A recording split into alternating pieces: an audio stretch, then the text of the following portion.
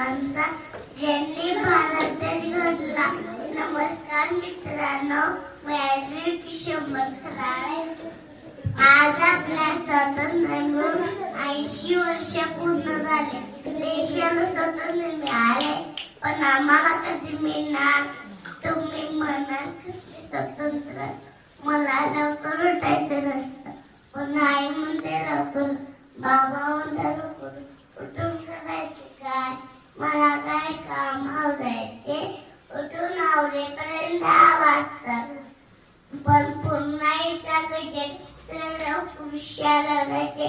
शाळेत गेला बाई म्हणतात ताब्यात करतात, घरात आला आई करते करू नका. या वयात एवढा अभ्यास करून मला काय करायचं राहायचे? सगळा दिवस आईचं, बाबांचं, काकांचं ऐकण्यात जातो. हे कर नको, ते कर नको, तिकडे जा नको, तिकडे जा नको.